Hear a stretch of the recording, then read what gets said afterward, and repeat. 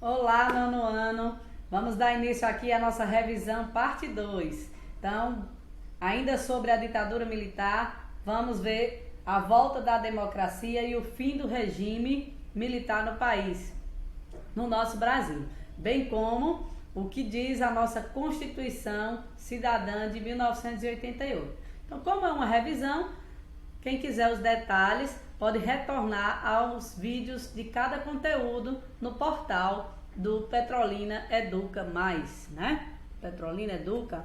Então, vamos começar aqui e relembrar que as diretas já e a emenda Dante de Oliveira vai fazer com que nós tenhamos as nossas próximas eleições, que de certa maneira ainda não serão eleições diretas, mas não teremos mais sobre o cargo de presidente os militares. Agora serão civis, pessoas comuns concorrendo às eleições. Só que eles ainda foram indicados pelos seus partidos. Então ainda foi uma eleição indireta. A eleição na qual Maluf e Tancredo Neves irão concorrer à presidência da República. Então chega ao fim, após 21 anos, a ditadura militar no Brasil, e agora o Brasil voltaria à democracia, sendo governada por um civil e não por um militar. Então, Tancredo ele vence as eleições, mas ele adoece, vem a óbito e não assume. Quem irá assumir? O seu vice. O vice dele era Sarney, José Sarney. Então, em 1985, o Brasil deixa de ser uma ditadura militar e passa a ser uma república democrática, uma república federativa governada por um presidente não militar.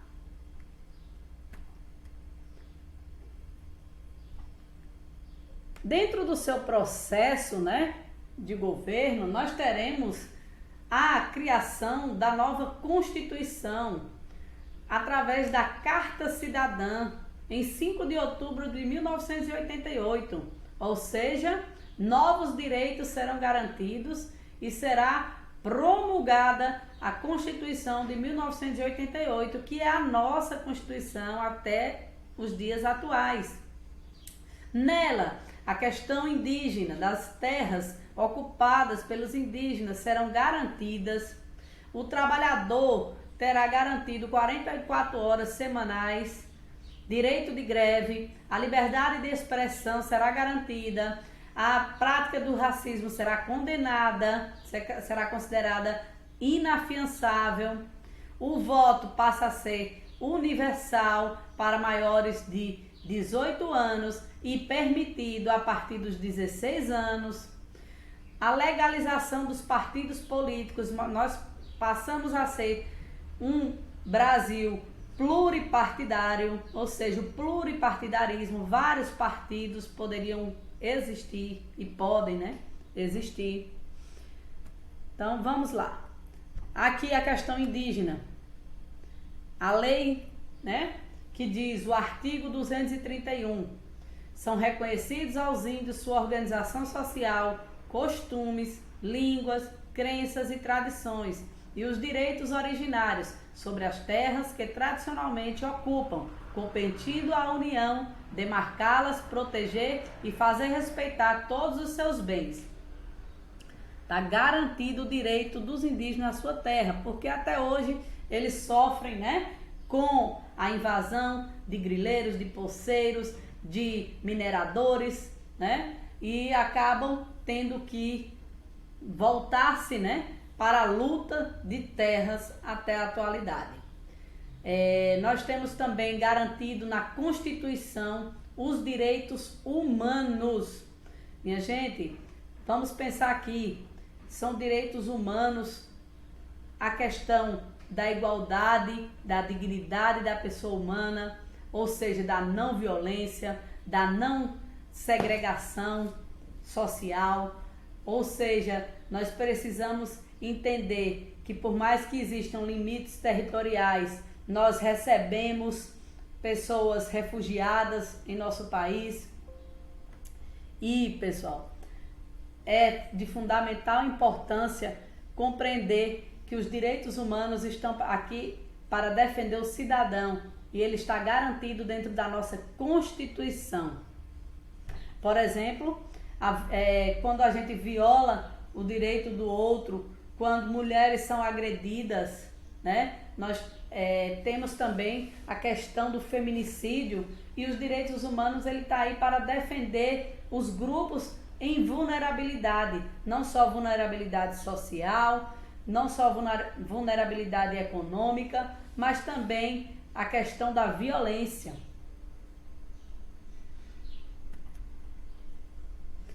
No período de redemocratização, que é o período que nós vivemos até hoje, nós tivemos todos esses presidentes aqui a partir de Sarney.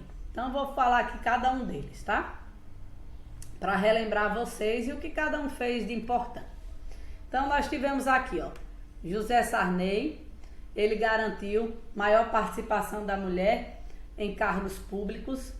Ele foi sucedido, aqui nós temos, Fernando Collor de Mello. Fernando Collor de Mello, ele foi o primeiro presidente da redemocratização a sofrer impedimento, chamado impeachment, ou seja, acusado de ter roubado a poupança de muita gente, né? E o Brasil viveu um período de inflação, de recessão econômica com ele, então ele renuncia ao cargo quando ele está vivendo o processo do impeachment. Ele é sucedido pelo seu vice, Itamar Franco, que irá votar, né, e colocar em prática no Brasil o Plano Real, que é a nossa moeda até os dias de hoje. E esse Plano Real, quem era ministro na época era o presidente que irá suceder Itamar Franco, que é Fernando Henrique Cardoso, o presidente das privatizações, que privatizou nossas empresas estatais, como a Companhia Vale do Rio Doce, entre outras empresas também. Temos sucedendo Fernando Henrique Cardoso, aí vem para Luiz Inácio Lula da Silva, que é conhecido como presidente do Bolsa Família. No lugar dele, temos, né, sucedendo ele, Dilma Rousseff, que também sofreu um impeachment, um impedimento, né? Ela governou e ficou conhecida pelo programa Minha Casa Minha Vida. Quando ela sofre um impeachment, será sucedida por Michel Temer, que era o seu vice. Aqui está Temer. E nas eleições, o último presidente eleito, Jair Bolsonaro, que é o nosso presidente até a atualidade. Então, esses são os presidentes da redemocratização, os presidentes que governaram e governam, né, ainda o nosso país desde o fim da ditadura militar.